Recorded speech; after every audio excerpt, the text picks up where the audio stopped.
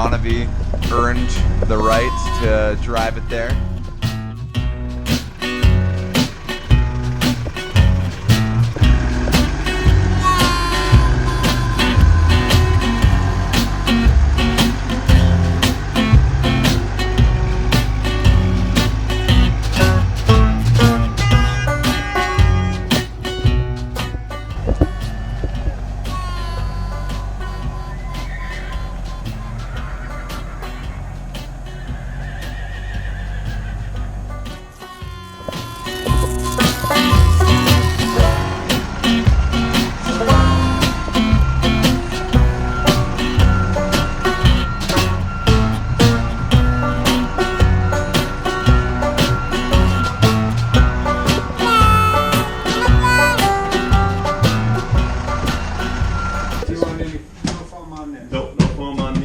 Wherever you see it covered, no foam on top. Okay.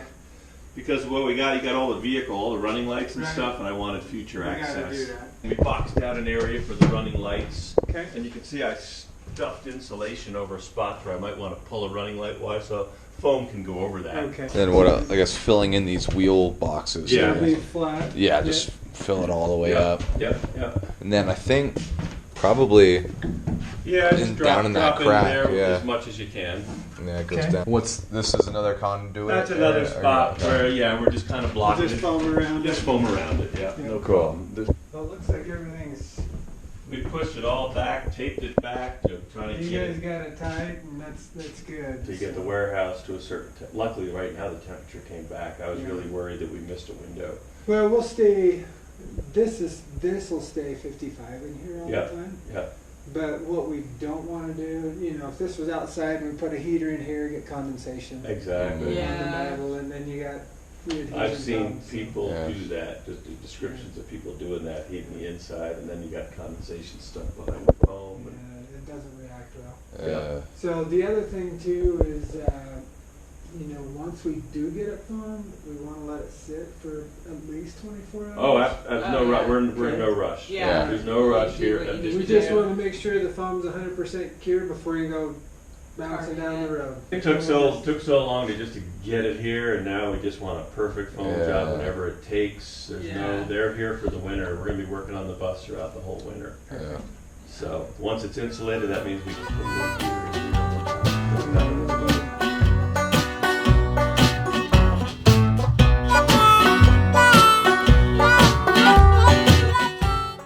As you can see, the bus is insulated, and it's very exciting. Johnavy and James checking in from the newly insulated Bluebird school bus. You can barely tell that we're in a school bus anymore. And we did not film the electrical wiring because that would have been way too much footage of this endless task. But I just wanted my dad to talk a little bit about what he had to do to make it happen, because it was quite the job. One thing about the wiring, for sure, your needs and your design will evolve as you're wiring. So as you're thinking and as you're wiring, it really forces you to really get very specific about locations of appliances, locations of things like pump motors, a little bit of power for your Nature's Head toilet, lighting switches. Yeah. So it really was an evolution as we went along. We got, I think we used at least 1,000 feet of wire. We used 12-3 marine. We decided on 12-3 marine wire for all of our 120 volt circuits. Which this is the 12-3. This is the 12-3. Yeah. Then for most of our low voltage stuff, USB ports, lighting, which is going to all be low voltage LED, we use 16-2 marine wire. I used 14-3 marine wire for three-way switching mainly, between having switches at the entry door, back to the back of the bus where you enter the rear area. We have switches that can switch the main area on and off, and then all the USB ports for powering iPhones and and other devices, other USB devices. We did 16.2, 12.2 again for all the 120 volt stuff. We hadn't seen anybody do this before, but we opted on 12.2 power outlets and then low voltage USB ports next to them to give lots of extra spots for plugging things in, like this is the bedroom area. 12 volt lights, we went directly with 16.2, like for little goosenecks, overheads. Speaker wire, I think we used, what do we use? We used 16.2 speaker wire. Yeah. Everywhere, and we just ran a right and left loop all Yeah, down the side of unfortunately, the you bus. can actually see it sticking out a little bit here.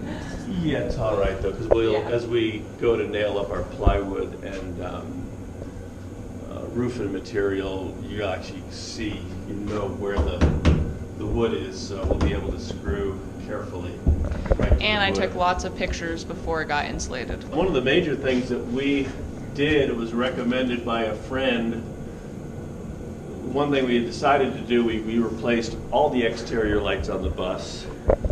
Oh, so yeah, that, yeah. they were all new, and we ran the main trunk run for all of the running lights of the bus came down this side, and we installed all that in conduit, and we gave access points to it in case of any future issues. So we put in handy boxes and ran conduit through them, ran our running lights out from those points. And we even buried points where, like running lights on this side, we just stuffed loose insulation and put boards over it, so if it needed to be re-pulled or re-accessed, we actually ran Smurf tube across there, across the front from our junction boxes to have access. We left access for running lights up overhead. We made a boxed areas where we stuffed insulation. We made our wire joints, so we left the running light wires accessible just in case of issues in the future. Otherwise, all of our marine wire, the flexible marine wire, we did typically the way that even a new home is done. It's stapled, taped in place, and then we foamed over it.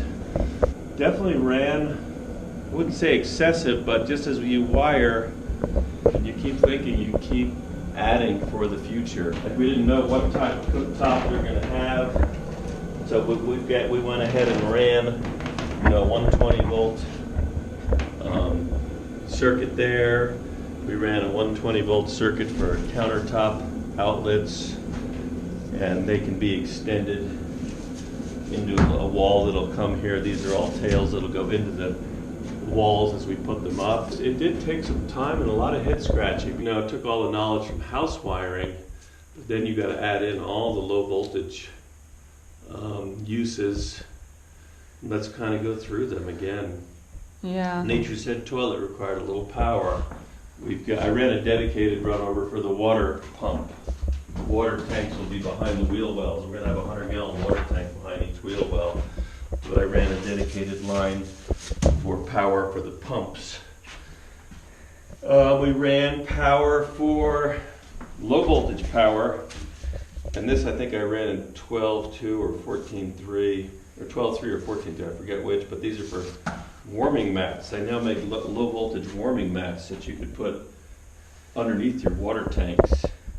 Because even though we're having the entire fresh water system is inside the insulated envelope of the bus, but still I was worried about, well, we got these tanks sitting back here. If they are in a freezing environment like Vermont or like where we are now, Idaho, and they don't have heat on for a few days, let's say they're staying with a friend, that water in those tanks could still freeze. So we discovered the idea of a low voltage heating mats. You can actually go under the water tanks and keep them just above freezing. Pretty So cool. that was something we found out later on as we were coming to the end of the wiring. So I definitely suggest don't rush the wiring unless you have done this before. Take your time, go through again and again and again, think about all the potential especially if you're going to be foam insulating. Yeah. Because once that foam is in place, now any wiring we do would have to be run through chases, through conduits, through cabinets. So as much as possible, take your time if you're going to be foaming the bus. Because I was just doing it part-time and helping you on the side. It took us a couple of months. Well, it was part-time help from him, but then, he was the one doing it. And I then was helping him, but then also, like, we kept coming in and realizing, oh my God, we need like 300 more feet of this wire, or Right, we used a lot more. or we don't know like what kind of lights we're gonna have, here. So now we have to like go and do some research. So, like back in the bed area, we have extra spot for outlets, USB, outlets, USB. Outlets, USB, 12-volt lights. We have a couple locations up here for 12 volts.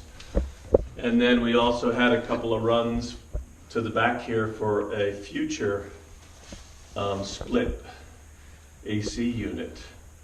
And so again, where we knew we would have to have access in the future, we used loose fill insulation behind all these boards. We used regular home loose insulation. Down low where all the running lights of the bus are, we did loose fill. We're going to put panels over those so you could access if there was problems with the running lights. Once your bus is up and on the road, the DOT, Department of Transportation, that's the kind of things they'll look for, is if you're missing lights that should be lit, that could end up in tickets.